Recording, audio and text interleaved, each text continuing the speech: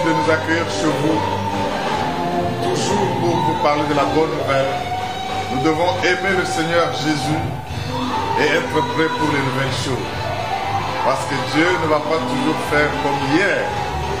Alors, suivez ce message et vous allez vous rendre compte que nous avons un souverain sacrificateur, le médiateur d'une alliance plus excellente, Jésus-Christ.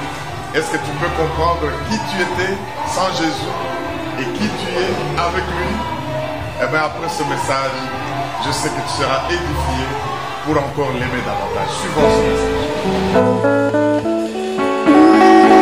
Gloire à toi, Seigneur. Gloire à toi, le roi des rois. Où irai-je, que ferai-je sans toi? Nulle part. Et je ne ferai rien. Merci Jésus. Tu mérites l'honneur. Tu mérites la gloire et la puissance. Bien-aimé, prenons un temps pour parler à Jésus. Que serait ton histoire si on t'enlevait Jésus? Veux-tu laisser l'Esprit couler en toi? Ce dimanche spécial, parle au Seigneur, décharge-toi sur lui de tous vos soucis, de tous vos fardeaux. Et il va vous visiter, vous faire du bien. Oh, merci Jésus. Sans toi, je suis là. Sans toi, je ne peux rien. Sans toi, je suis là. Sans toi, je ne peux rien. Jésus, sans toi,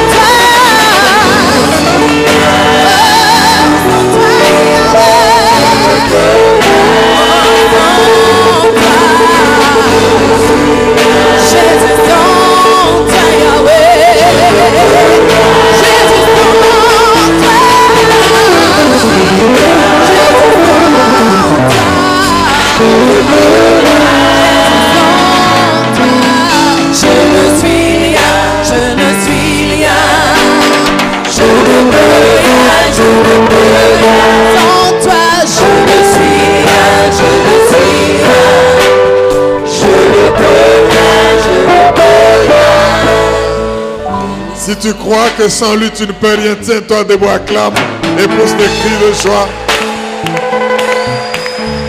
Dis à Dieu, sans toi je ne puis rien. Sans toi je ne puis rien. Mais avec toi je fais des exploits. Avec toi je fais des exploits. Alléluia. Merci Jésus. Merci Jésus. Alléluia. Y a-t-il pas quelqu'un pour pousser des cris de joie dans la présence de Dieu?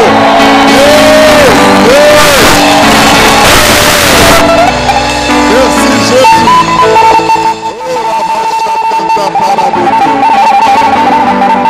Tu mérites l'honneur, la puissance et la gloire. Merci Jésus. Père, nous te rendons honneur et gloire pour ta présence. Parce que tu prends plaisir dans la louange de ton peuple que nous sommes. Tu es derrière ta parole pour l'accomplir. Mon Dieu et mon roi, prends contrôle de toutes choses et occupe-toi de chacun de nous. Tu connais le fardeau des uns des autres. Tu connais les préoccupations, oh Dieu, et les problèmes de tout genre. Et tu as un plan pour chacun de nous. Et nous voudrions que ce plan s'accomplisse dans la vie de chacun. Tu nous parles, nous éclaires, nous guides, nous conduises et nous fortifies pour que nous puissions tenir bon à ton service. Qu'il en soit ainsi, Seigneur. Nous allons voir les malades guéris, nous allons voir les aveugles voir, nous allons voir des révélations données pour la direction de ton peuple. Que le royaume de Dieu règne en ce lieu.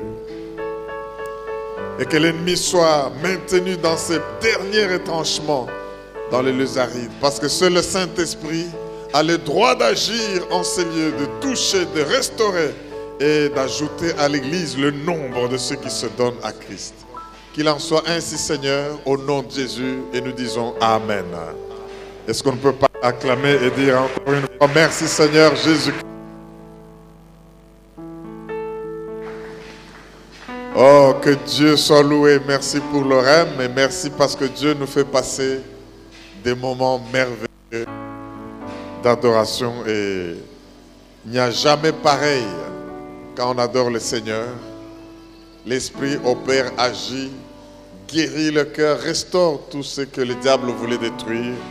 Et nous sommes heureux d'appartenir au Seigneur, de le servir, de l'adorer, d'avoir accès à sa présence. Est-ce qu'on peut dire Amen? Bien-aimés, nous sommes là dans un premier... Je disais que nous sommes là dans un premier dimanche du mois. C'est un dimanche spécial où nous devons être attentifs à la manière dont Dieu nous guide et nous conduit. Parce que le Seigneur a un plan, il a une parole précise pour chacun de nous individuellement, mais pour nous aussi en tant que communauté, en tant que famille. Dieu a préparé un thème, une parole intéressante. Et je voudrais, pendant que nous sommes en train de faire cette entrée, que le Seigneur, par l'Esprit Saint, nous aide à mieux être sensibles pour comprendre d'où il nous tire et où il nous mène. Peut-être que vous n'avez pas jeté un coup d'œil à votre calendrier, mais laissez-moi vous dire qu'il y a une promesse formidable que nous trouvons dans Job chapitre 8, verset 7. Je voudrais que tu trouves Job chapitre 8, verset 7. Tu verras la promesse que Dieu voudrait que nous puissions nous voir concentrés. Dieu voudrait que nous puissions nous y concentrer et même le lui rappeler. Je ne le dirai jamais assez, que ça ne veut pas dire parce qu'on a une promesse du mois que toutes les autres promesses sont caduques. Non. Les promesses de Dieu ne pourrissent pas. Les promesses de Dieu se cumulent. Et voilà qu'aujourd'hui encore le Seigneur nous rappelle pour que nous puissions lui dire ceci. Écoutez Job 8, 7. Si tu l'as trouvé, tu dis Amen. Ton ancienne prospérité semblera peu de choses. Celle qui t'est réservée sera bien plus grande. Est-ce qu'on peut dire Amen? Je crois qu'on allait être mieux excité que cela parce que tu peux avoir une prospérité, mais elle est ancienne. Tu peux avoir je ne sais pas quel genre de bénédiction ou de grâce particulière, mais sache que Dieu considère cela comme étant ancien. C'est une prospérité, mais elle est ancienne. Notre Dieu, c'est un Dieu de niveau de gloire élevé à un niveau de gloire plus élevé. Et ce mois, qui est la fin de la sécheresse, le début des grandes pluies de bénédiction, et même spirituellement cela est valable, Dieu va nous faire beaucoup de bien et nous allons moissonner. Je veux que nous ne puissions jamais oublier que peu importe ce que nous avions eu avant, c'est ancien. Mais Dieu a dans sa réserve une plus grande bénédiction. Ça, c'est pour nous inciter à aspirer toujours aux choses les meilleures. Alléluia.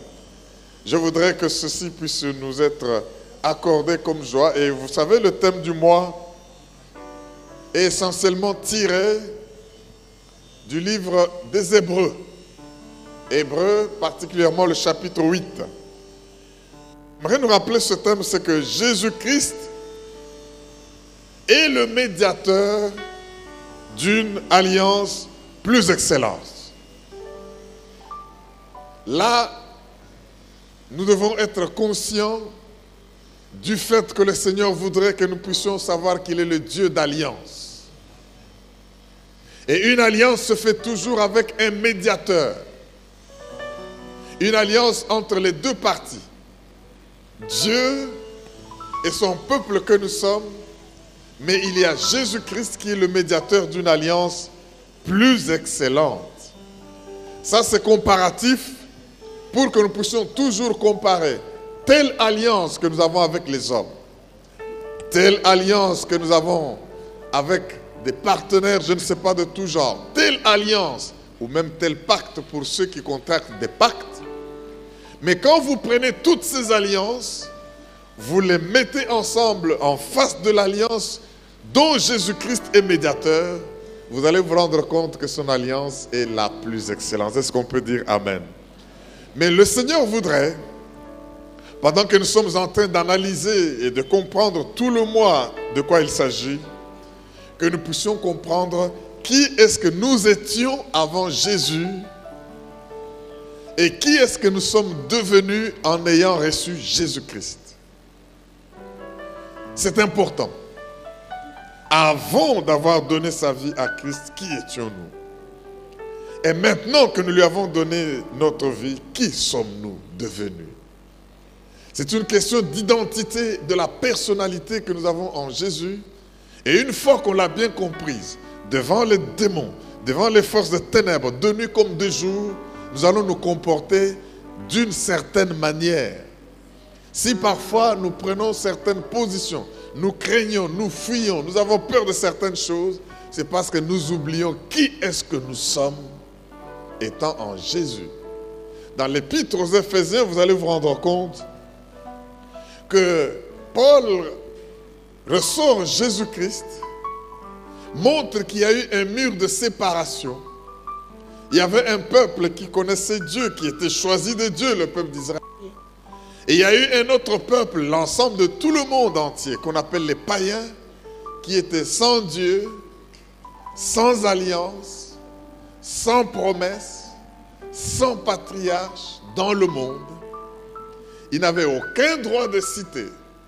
Mais Jésus est venu renverser le mur de séparation pour que de deux, il en fasse un.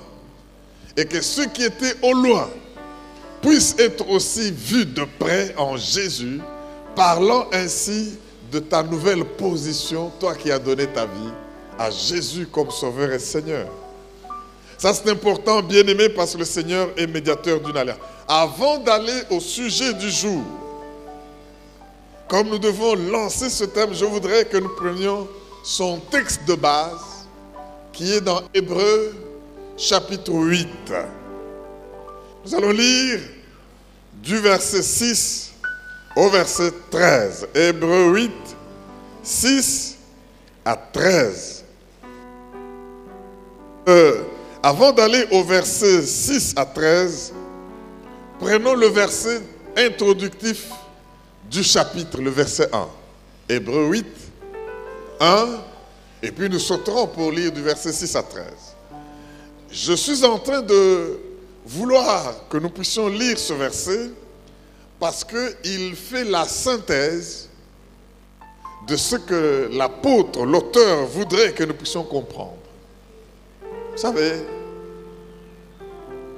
les Hébreux, c'est qui? Les destinataires de cette lettre. Certains peuvent dire que ce sont des Juifs. D'autres disons que ce sont les descendants d'Abraham. Mais les Hébreux, ici, à qui la lettre est écrite, restaient où? Dans quel pays? Dans quelle contrée? Et sans comprendre cela, nous risquons de ne pas comprendre pourquoi l'épître est écrite de cette manière-là.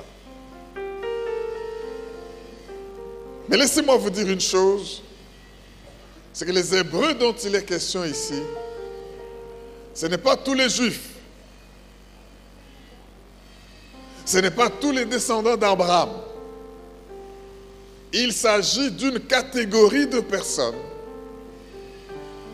des Juifs, mais qui, eux, ont quitté le judaïsme, ont accepté de suivre Jésus-Christ comme Sauveur et Seigneur. Parce que tous les Juifs n'ont pas cru. Et nous avons vu dans la Bible que le Seigneur les a même endurcis pour qu'ils soient dans la rébellion.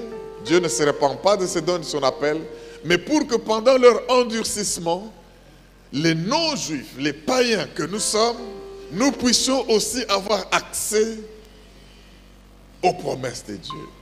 Mais parmi les Hébreux, les Juifs, tous n'ont pas été rebelles. Tous n'ont pas rejeté Jésus.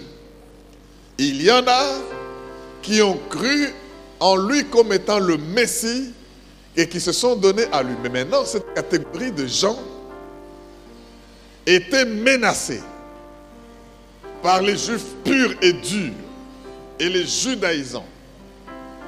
Cette catégorie était menacée, même par Rome, par ceux qui régnaient pendant ce temps. Parce qu'on disait qu'ils ont cru dans un sectaire, Jésus. Et alors ces gens, écoutez-moi très bien, ils avaient tendance à vouloir faire marche arrière par rapport à leur foi. Ils avaient tendance à se renfermer sur eux, menacés de toutes parts. Et à un moment donné, la persécution a commencé. Ils étaient dispersés, mais gloire à Dieu, ils n'ont pas reculé dans leur croyance ni dans leur foi. Partout où ils partaient, malgré les injures, malgré l'humiliation, malgré l'ironie, malgré les menaces, malgré le manque, ils témoignaient de Jésus. Et alors l'apôtre leur écrit la lettre pour leur montrer que la décision que vous avez prise, c'est la meilleure. D'accepter Jésus, le Christ, comme Seigneur, comme Sauveur. Ne reculez pas, qu'on ne vous intimide pas, qu'on ne vous montre pas qu'il y a un plus grand que lui. Alors il commence à expliquer. Vous savez comment Dieu, ça c'est Hébreux 1:1, a dans l'ancien temps à plusieurs reprises et de plusieurs manières parlé à nos pères par les prophètes. Mais cette fois, il a parlé à nous par son Fils. C'est déjà pour montrer que nous sommes mieux bénis que ceux de l'ancien temps. Vous imaginez, bien aimé, un roi qui veut adresser un message à son peuple, il envoie ses émissaires, qu'on appelle les prophètes, par exemple. Maintenant, il dit, je ne vous envoie pas les prophètes, je vous envoie mon propre Fils. Même la portée du message qui est envoyé va être plus considérée pour montrer qu'il a pris du sérieux. Et c'est ce que l'apôtre est en train d'expliquer. Mais écoutez, Hébreux 8, verset 1, ce que la Bible dit. Si vous êtes dans Hébreux 8, lisons ensemble. Le point capital de ce qui vient d'être dit. Déjà, quand un chapitre commence comme ça, je m'arrête pour étudier, analyser et comprendre. Pourquoi dit-il que le point capital de ce qui vient d'être dit, et ils seront mon peuple. Aucun n'enseignera plus son concitoyen, depuis le plus petit jusqu'au plus grand d'entre eux, parce que je pardonnerai leurs iniquités et je ne me souviendrai plus de leurs péchés. En disant une alliance nouvelle, il a déclaré la première ancienne. Or, ce qui est ancien, ce qui a vieilli, est près de disparaître. Est-ce que nous pouvons dire Amen? Acclamons très fort la parole de notre Dieu.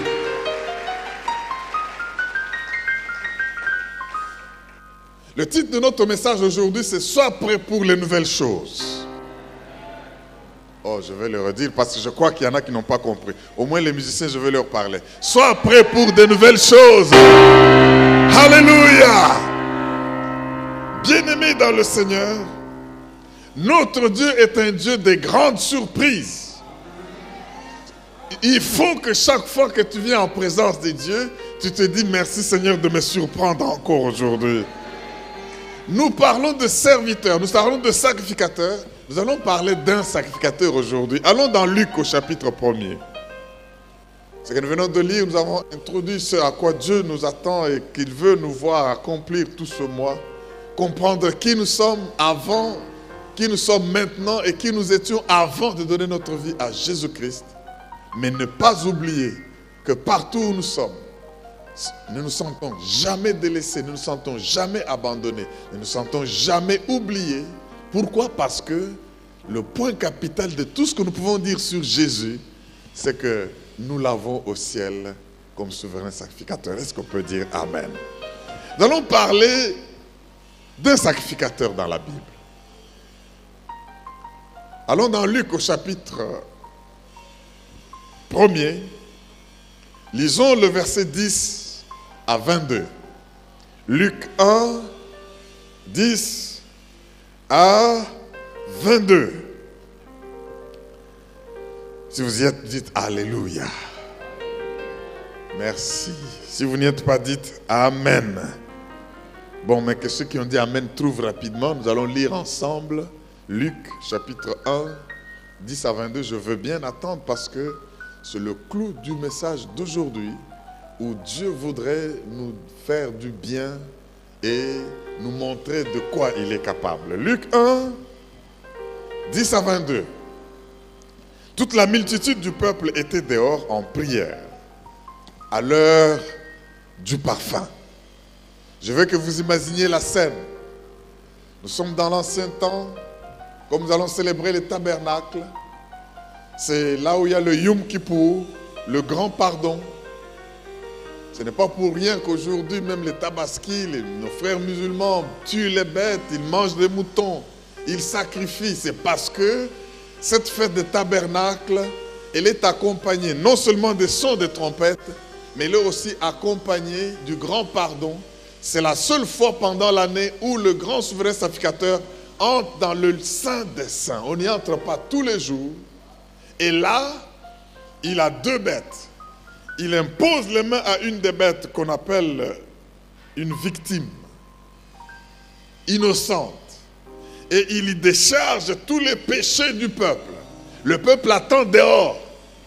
Et on prend l'une de ces bêtes, on les chasse loin dans les lieux arides. On considère qu'il a porté les péchés du peuple. Et il a donné son innocence au peuple pécheur. Et le peuple pécheur lui a donné ses péchés. Alors maintenant, cette bête est chassée loin dans les lieux arides pour aller avec les péchés et laisser le peuple sanctifié. Est-ce qu'on peut dire Amen? Pendant ce même moment, on immole la deuxième bête et on prend son sang par ce sacrificateur seul. Et il va maintenant dans le Saint des Saints. Il trouve l'arche de l'Alliance qui a une couvercle que l'on appelle le propitiatoire. Il verse ce sang là-bas. Il plaide, il invoque la grâce du Seigneur pour encore toute une année de grâce.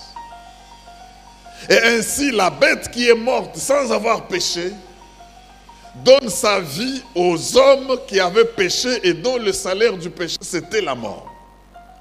Parce que Dieu permet qu'il y ait échange. Le péché du pécheur va sur l'innocent et l'innocence du non-pécheur va sur le pécheur. Et ça, c'est le symbole de Jésus. Il n'a commis aucun péché, mais il a porté nos iniquités. Il s'est chargé de nos fardeaux. Et le châtiment qui devait tomber sur nous est tombé sur lui pour qu'en échange, nous recevions sa vie divine pendant qu'il reçoit notre vie de péché. C'est pour cela que ne permet à personne, ni au diable, ni à Satan, ni à qui que ce soit, de venir te charger la conscience avec les péchés pour lesquels Jésus a déjà payé le prix. On ne va pas sanctionner une faute deux fois. Si on l'a déjà payé sur Jésus, tu n'as plus rien à payer parce qu'il a satisfait la justice de Dieu. Y a-t-il quelqu'un pour acclamer Jésus, le roi des rois? Alléluia. Merci Jésus. Alors maintenant, Zacharie, suivez-moi de près, est sacrificateur. Et c'est son temps cette année-là d'aller en cette période de sacrifier. Et le peuple est dehors, dans le parvis extérieur, en train d'attendre qu'est-ce qu'il aura comme réponse de ce que le sacrificateur Zacharie aura fait. Mais voilà ce qui se passe. Lisons toujours Luc, chapitre 1, 10 à 22. Nous avons planté le décor et je crois que vous avez maintenant la scène et vous comprenez ce qui se passe. Verset 10. Toute la multitude du peuple était dehors en prière. On n'attend pas le sacrificateur en dansant, en rigolant, en chantant. On est en prière à l'heure du parfum. Alors un ange du Seigneur apparut à Zacharie et c'est un debout à droite de l'autel des parfums. Zacharie fut troublé en le voyant, et la frayeur s'empara de lui. Mais l'ange lui dit, écoutez ce que l'ange lui dit, ne crains point Zacharie, car ta prière a été exaucée. Peux-tu dire avec moi, ta prière a été exaucée?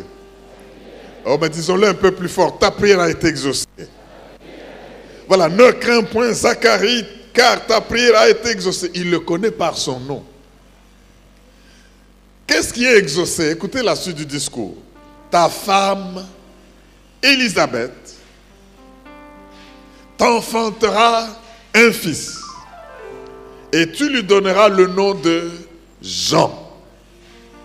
Il sera pour toi un sujet de joie et d'allégresse, et plusieurs se réjouiront de sa naissance, car il sera grand devant le Seigneur. Il ne boira ni vin, ni liqueur enivrante, et il sera rempli de l'Esprit Saint dès le sein de sa mère. Il ramènera plusieurs des fils d'Israël au Seigneur, leur Dieu.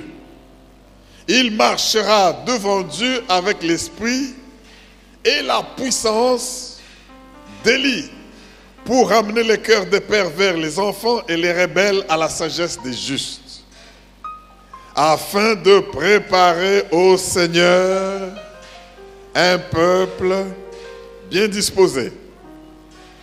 Écoutez le verset 18. Zacharie dit à l'ange, à quoi reconnaîtrai-je cela? Car je suis vieux et ma femme est avancée en âge. C'est un peu comme Abraham, hein, n'est-ce pas? L'ange lui répondit, je suis Gabriel, je me tiens devant Dieu. J'ai été envoyé pour te parler et pour t'annoncer cette bonne nouvelle. Et voici, tu seras muet et tu ne pourras parler jusqu'au jour où ces choses arriveront, parce que tu n'as pas cru à mes paroles qui s'accompliront en leur temps. Cependant, le peuple attendait Zacharie, s'étonnant de ce qu'il restait si longtemps dans le temple. Quand il sortit, il ne put leur parler et ils comprirent qu'il avait eu une vision dans le temple. Il faisait des signes et il resta muet. Y a-t-il quelqu'un pour acclamer le roi des rois? Est-ce que tu ne peux pas acclamer le roi des rois mieux que cela? Il est Dieu, il est Dieu, il est Dieu. Est-ce que tu peux pousser des cris de joie pour la parole du Seigneur ce matin? Merci Seigneur, merci roi de rois. Merci Dieu vivant. Alléluia. Veuillez vous asseoir, bien-aimés. Oh, sois prêt pour les nouvelles choses. Vous savez, quand nous parlons de ce texte, et très souvent, quelques fois où j'en ai parlé, nous insistons souvent sur Marie, sur Élisabeth, parce qu'effectivement, quelque chose s'est passé entre ces deux femmes. Élisabeth a vu son mari, Zacharie, dont nous sommes en train de parler, servant Dieu. Comme la Bible dit, il est avancé en âge. Il a fait des prières à Dieu. Et pendant qu'il fait ses prières à Dieu, ces prières ne sont nécessairement pas exaucées au même moment. Au point qu'il a pris de l'âge, et non seulement qu'il a pris de l'âge, mais sa femme Élisabeth aussi. Et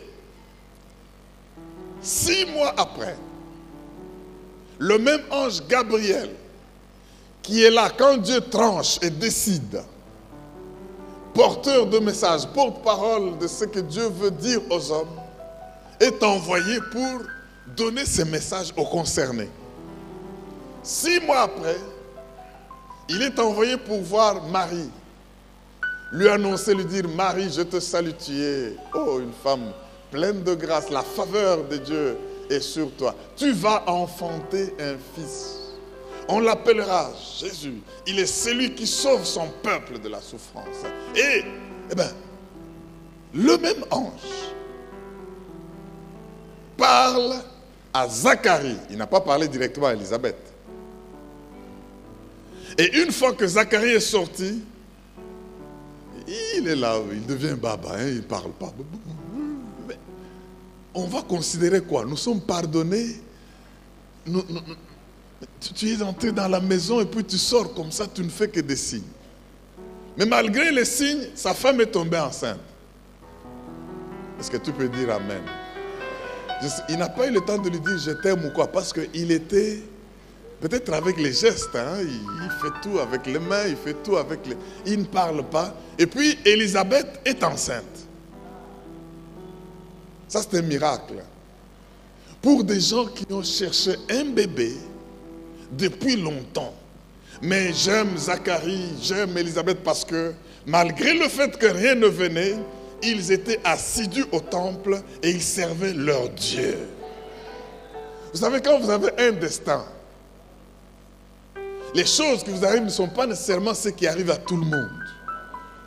Vous devez marcher avec votre Dieu et le servir tant que faire se peut et selon vos moyens, au meilleur de vos capacités, en sachant que celui qui fait la promesse est fidèle.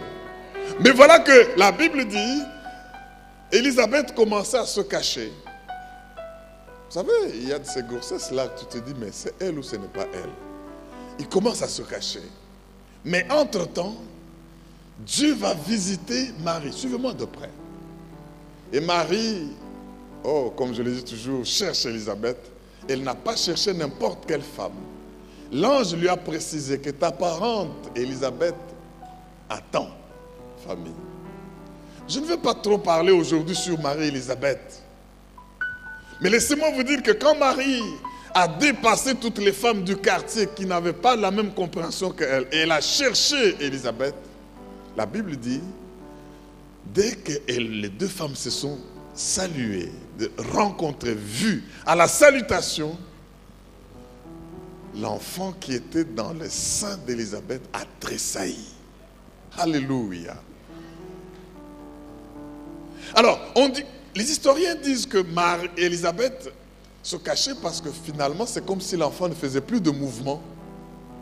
C'est comme si l'enfant n'avait plus de vie.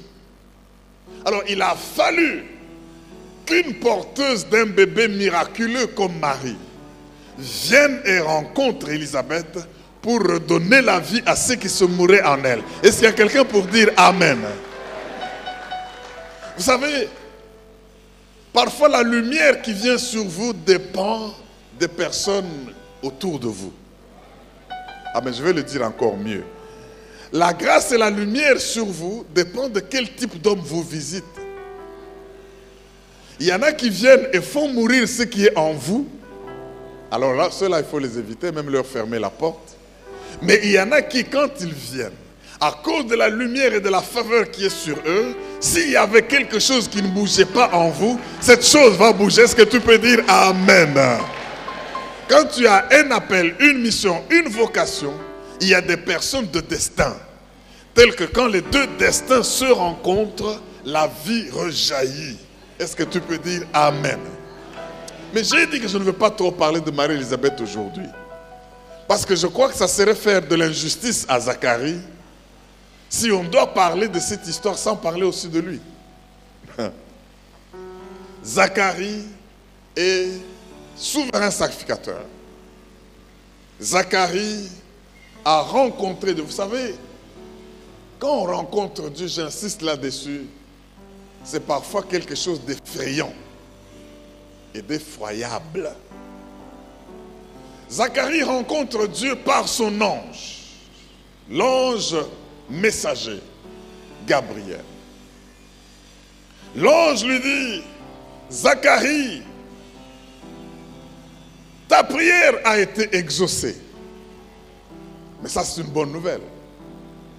Comment est-elle exaucée? Tu attendais un bébé, n'est-ce pas? Ta femme, Élisabeth, enfantera. Je veux te donner même le nom du fils. À cause de la mission qui lui est donnée, tu l'appelleras, il s'appellera Jean. Nous venons de le lire. Mais écoutez, bien-aimés, Zacharie, au lieu de se taire ou de... Eh bien, Zacharie commence à émettre ses avis personnels. Je suis vieux, donc plus à mesure de concevoir. Ma femme est avancée en âge. Donc on peut dire, Ange, ce que tu me dis là, va le dire aux plus jeunes. Va le dire aux autres parce que moi, je connais mon état. Mais bien aimé, ton état n'a rien à voir avec Dieu. Parce que ce qui peut paraître impossible aux hommes est possible à Dieu. Quel que soit ton âge, le Dieu qui restaure les cellules, le Dieu qui sait guérir, le Dieu qui sait créer, peut faire quelque chose infiniment au-delà de ce que la science, de ce que les hommes, de ce que la logique peut concevoir. Zacharie n'a pas compris cela. Mes frères et sœurs, l'ange se donne la liberté de prononcer une sentence. Il n'a pas dit « je consulte Dieu ». Il dit « moi, je me tiens devant Dieu ». Donc ce que je viens de te dire vient de Dieu. Et toi, tu doutes.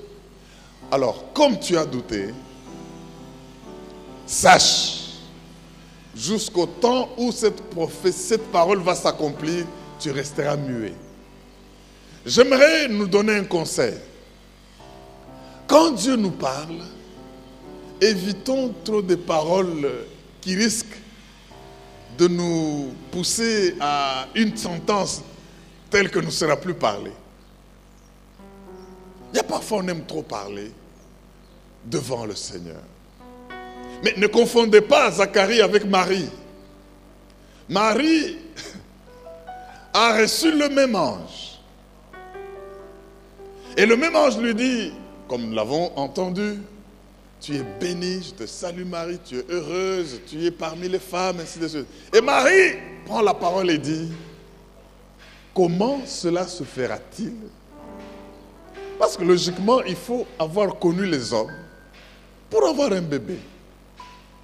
Mais pourquoi l'ange ne sanctionne pas Marie comme il sanctionne Zacharie après avoir réagi devant? Il devait aussi lui dire, je suis celui qui me tient devant Dieu parce que tu as posé... Non. Qu'est-ce qui se passe?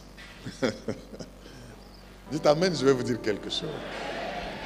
Zacharie, c'est un exaucement à sa prière. Il priait pour un bébé, il priait pour la maternité.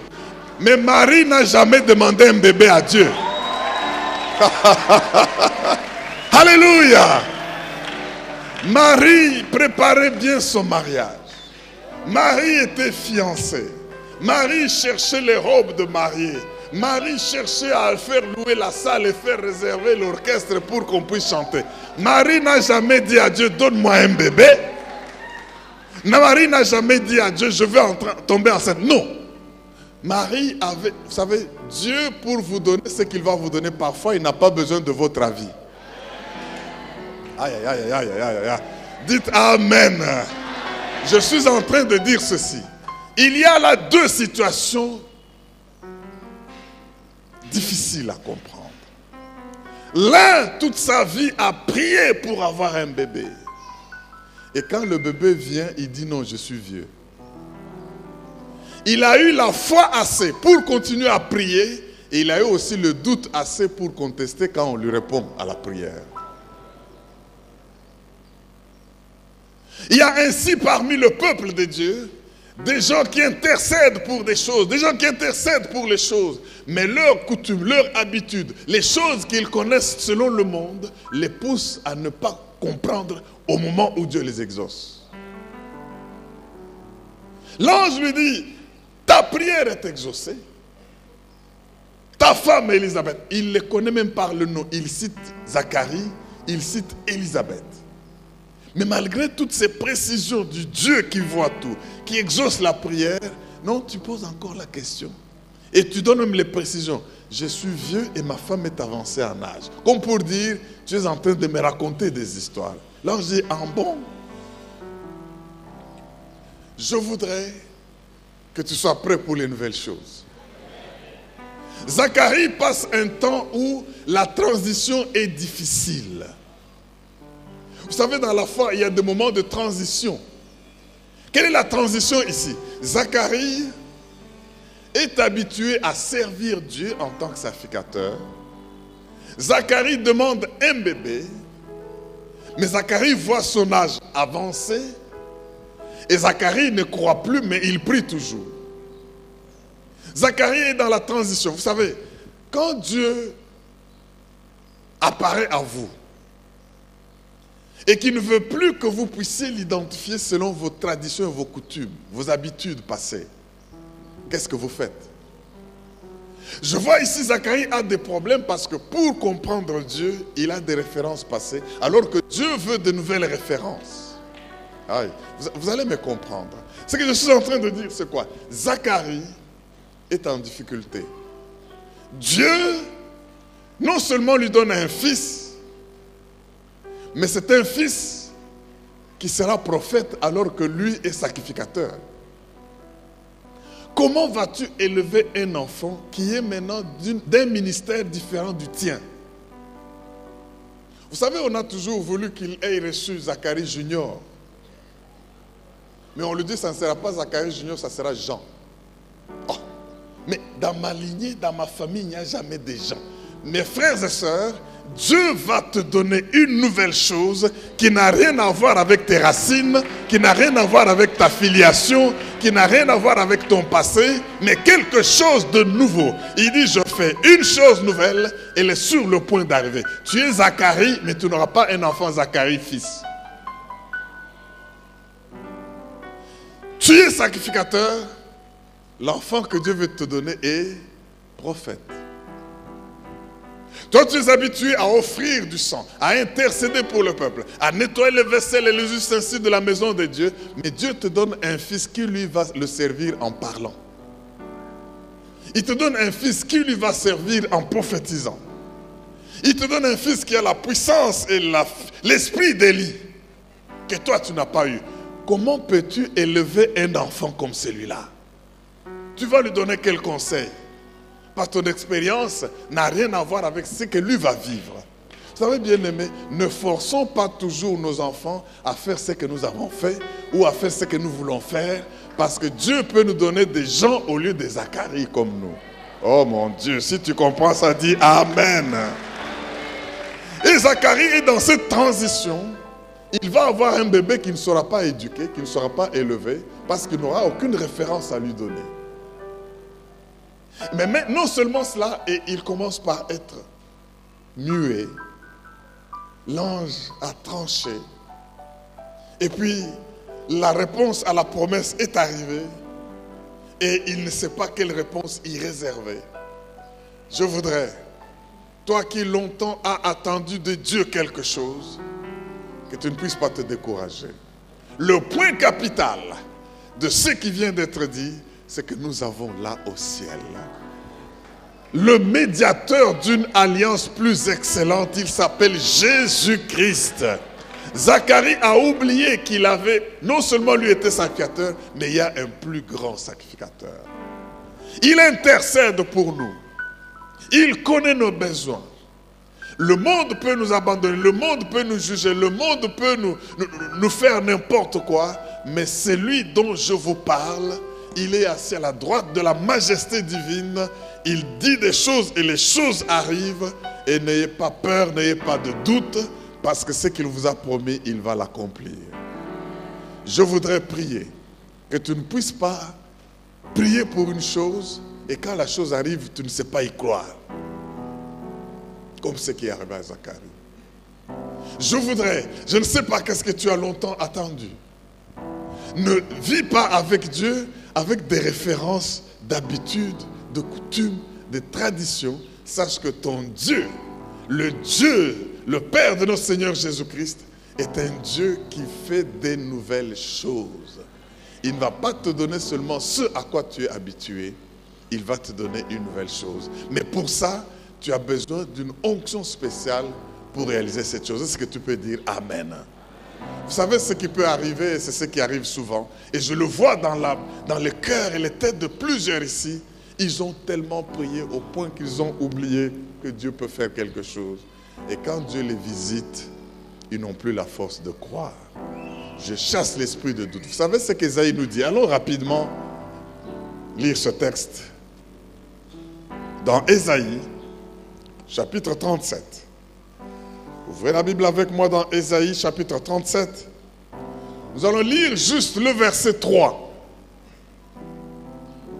Ésaïe 37, verset 3. Est-ce que tu peux dire Amen? Ésaïe 37, verset 3, écoutez ce que la Bible dit. Et il lui dit, ainsi parle Ézéchias, ce jour est un jour d'angoisse, de châtiment et d'opprobre. Pourquoi est-ce que ce jour est un jour d'angoisse? Car les enfants sont prêts de sortir du sein maternel et il n'y a point de force pour l'enfantement. Les enfants sont prêts de sortir du sein maternel, mais il n'y a point de force pour l'enfantement. Est-ce que vous vous imaginez la scène? C'est dommage pour ceux qui n'ont jamais été dans les salles de travail. Regardez cette maman, elle a porté son bébé, elle a porté la douleur, elle est arrivée là-bas. Les enfants, ce n'est même pas un seul enfant, c'est beaucoup d'enfants. Sont prêts de sortir, mais on dit pousse, pas de force. Pousse, pas de force pour l'enfantement. Qu'est-ce qui va arriver aux enfants? Mais les enfants risquent de mourir. Donc, il est important que quand les enfants pour lesquels nous avons passé du temps à porter dans notre sein veulent maintenant venir au monde à exister, que la force ne nous manque pas. Ça, c'est pour dire qu'il y a des gens qui ont prié, intercédé, qui ont réclamé des choses à Dieu. Maintenant, Dieu est en train de leur donner le résultat de leur intercession. Leur donner la réponse à leur prière, la réponse à leurs promesses, la réponse à ce pourquoi ils ont longtemps crié. Mais quand la chose arrive, il manque la force pour l'enfantement. Mais c'est pour dire, bien-aimés dans le Seigneur, ne faites pas comme Zacharie, vous risquez d'être muets. Dieu va vous parler. Vous avez prié, je ne sais pourquoi, ça fait longtemps. Vous avez prié, je ne sais pour quelle situation. Je ne sais pas quelle est cette chose-là que tu attends depuis longtemps. Mais le Seigneur me dit de te dire, ne manque pas la force quand l'enfant vient pour l'enfantement. Ne manque pas la foi quand la promesse est déclarée exaucée, pour que tu puisses voir Dieu l'accomplir. Sinon, on risque de te frapper de mutisme, on risque de t'interdire de parler, parce que tu risques de manquer la force. Y a-t-il quelqu'un pour dire Amen? Tiens-toi debout, acclame le roi des rois. Je dis acclame le Dieu vivant, acclame le Dieu puissant.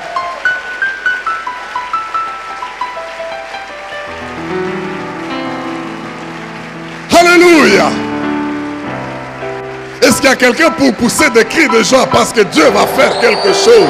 Il va faire encore, il va faire encore. Laissez-moi prophétiser ceci. Il y a des personnes en ces lieux qui ont longtemps désiré chercher le mariage. L'ange Gabriel qui se tient en ces lieux me dit de vous dire, votre prière a été exaucée. Quelle est votre réaction? N'ajoutez pas une parole à cela. Vous risquez de manquer de force pour pousser votre mariage. Il y a des gens à qui Dieu dit, vous avez pleuré pour cette maladie qui longtemps vous a tourmenté. Il n'y a pas de médicament pour le guérir. Il n'y a pas de solution pour toi. On t'a dit que c'est congénital. Ton père est mort de ça. Ta mère va mourir de ça. Ton frère, grand frère est mort de ça. Et toi, tu es en train de craindre de mourir de ça. Dieu me dit de te dire, tu vas faire l'exception. Parce que tu n'auras pas un Zacharie bis, mais tu auras un Jean. Un enfant qui n'a rien à voir avec ce qui se passe dans ta famille. Au nom de... Mais quand cette réponse t'est donnée, ne manque pas de force. Les enfants sont prêts de sortir, mais on manque les forces pour pousser. Est-ce qu'il y a quelqu'un prêt à pousser son miracle? Est-ce qu'il y a quelqu'un prêt à ce Dieu-là qui va faire une chose nouvelle? Est-ce qu'il y a quelqu'un qui a prié longtemps pour une situation? Mais c'est peut-être pour un travail. Vous savez, vous pouvez demander le mariage, mais est-ce que vous serez une bonne femme? Est-ce que vous serez un bon mari? La force risque de vous manquer, de devenir le mari que vous devez être, alors que le mariage est déjà... Oh mon Dieu, qu'est-ce que je suis en train de dire? Y a-t-il quelqu'un qui cherche du travail? Ça fait longtemps. On risque de vous donner le travail. Mais serez-vous ce bon travailleur dont la société, l'entreprise ou la nation a besoin pour jouer ce rôle? Oui, les enfants sont prêts de venir, mais qu'il ne manque pas la force pour l'enfantement. Je veux que tu prennes un temps et que tu regardes au Seigneur. Qu'est-ce que tu crois être impossible et pourquoi le temps est passé? Comme Zacharie.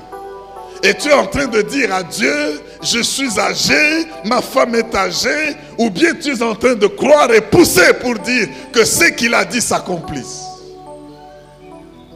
Dieu est en train d'exaucer.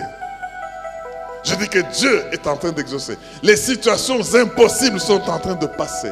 Les situations considérées comme passées, malgré les prières, sont en train de venir à l'existence. Il fait une chose nouvelle. Sois prêt.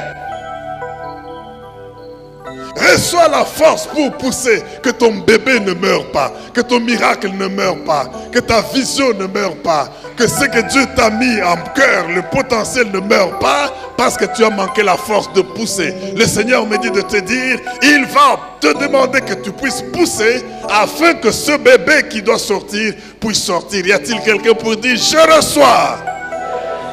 Commence maintenant à pousser. Toi, tu sais de quoi il s'agit. L'Esprit te convainc et tu sais de quoi il s'agit. Ne manque pas la force pour pousser, car il y a un bébé qui est en... Il y a des grandes entreprises que tu as demandé. Tu as demandé de devenir ce millionnaire. Tu as demandé de devenir ce grand chef d'entreprise. Tu as demandé de devenir ce ministre. Tu as demandé de devenir ce parlementaire puissant. Tu as demandé de devenir ce père de famille. Dieu me dit de te dire, il a exaucé ta promesse, ta prière, et tu vas concevoir. Est-ce que tu manques la force pour pousser? Alors pousse maintenant, pousse maintenant, pousse maintenant, pousse maintenant, pousse maintenant. Et que l'accomplissement des promesses s'accomplisse en ta vie. Au nom puissant de Jésus, je déclare le miracle dans la vie de chacun ici maintenant, de tous ceux qui croient. Je chasse le doute, je chasse le doute, et je déclare que tout celui qui croit va voir venir s'accomplir ce qu'il a demandé. Qu'il en soit ainsi au nom de... Peux-tu sauter et acclamer le roi des rois, le Dieu vivant, le Dieu puissant? Il est Seigneur! Alléluia! Acclame très fort le Dieu vivant. Acclame très fort le Dieu puissant. Merci Jésus. Serre la main à ton voisin et dis-lui, sois prêt pour les nouvelles choses que Dieu va faire dans ta vie. Parce qu'il n'y a rien d'impossible. Mais que la force ne te manque quand les enfants seront prêts à sortir. Tu dois savoir pousser, tu dois savoir pousser. Je dis que tu dois savoir pousser. Où tes enfants meurent, où tu pousses pour qu'ils sortent. C'est le moment de pousser. Est-ce que tu peux dire avec moi, les assistés, mais il y a qu'au pousser. Ah, il faut pousser, il faut pousser. Il faut qu'on pousse. Makase zangayote, il faut pousser. Makase zangayote. C'est le temps de nouvelles choses. C'est le temps de nouvelles choses. Le miracle est là, mais il faut pousser. Il faut pousser. Il faut pousser. Il faut pousser. Il faut pousser pour que le bébé sorte. Au nom de... Je rappelle, nous avons culte en anglais ce soir à 17h. Je sens déjà que Dieu nous introduit à comprendre que nous devons connaître notre heure. Zacharie n'avait pas connu son heure. S'il aurait connu l'heure où le Seigneur l'a visité, il aurait changé son comportement. Soyons prêts à connaître l'heure où le Seigneur nous visite, parce qu'il va nous faire du bien. Est-ce qu'on peut dire Amen? Libérés pour soutenir la seule table, logement, transport, nourriture des visiteurs viendront de partout. Exerçons l'hospitalité, car pour l'avoir exercée, il y en a qui ont accueilli des anges. Que l'amour de Dieu le Père, la grâce de notre Seigneur Jésus-Christ, la communion du Saint-Esprit, sa communication soit avec chacun. Que l'Éternel fasse luire sa face sur vous, qu'il vous accorde sa grâce. Que l'Éternel fasse luire sa face sur vous, qu'il vous accorde sa paix. Et que vous n'oubliez pas que le point capital de tout ce qui vient d'être dit, c'est que vous avez au ciel un souverain sacrificateur, médiateur d'une alliance plus excellente, incomparable, et qui va vous exaucer, même au moment où vous y attendez le moins. Que cette grâce soit sur vous, que ce mois d'octobre vous soit béni, et que cette semaine soit une semaine de grâce particulière. Qu'il en soit ainsi au nom du Père, et du Fils, et du Saint-Esprit, et le peuple de Dieu dit 3 fois Amen. Amen. Amen et Amen. Que Dieu vous bénisse. Bon dimanche.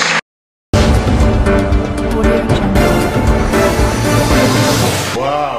Mais vous avez compris que le point capital, oh j'aime ça, d'Hébreux 8, verset 1, le point capital de tout ce qui a été dit, c'est que nous avons un souverain sacrificateur. Il est assis dans le céleste. Veux-tu croire que Dieu n'oublie pas les promesses et il exauce, même si les signes naturels, scientifiques nous prouvent le contraire? Ne fais pas comme Zacharie, tu risques d'être muet. Crois en Dieu, avance, parce que tu ne dois pas manquer la force pour pousser. Le bébé est là. Mais c'est très important de le comprendre et de marcher avec Dieu. Présentons ce Jésus à d'autres et prions ensemble, gagnons des âmes à Christ. Il agit, une alliance est passée, une nouvelle est là, mais c'est le Dieu de nouvelles choses. Joignez-nous à Logos Rema, avenue Sayo dans la commune de Kassabougou. Nous avons tous les dimanches 3 cultes, plus la Sainte Seine. Le culte en Lingala à 7h30, 9h30 nous commençons la Sainte Seine. Et nous avons jusqu'au 12h30 la bonne nouvelle. Et à 17h, nous revenons pour le culte en anglais. I want to insist. And I want to invite all of you, come and join us at Logos Rema, 5 p.m. Let us praise the Lord. Let us magnify His name every Sunday by 5 p.m. God bless you and see you then. Same channel, same time. Thank you.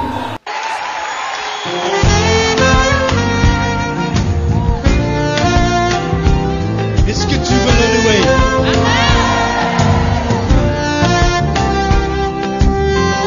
Si tu veux le louer, sache qu'il faut que tu le fasses avec le cœur.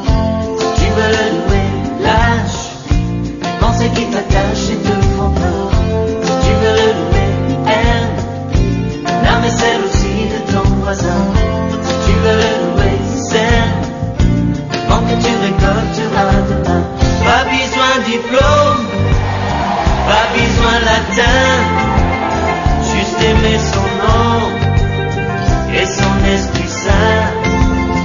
Et l'homme devient fou, fou de ce Dieu-là, ce bon Dieu d'amour, bon Dieu tout en moi.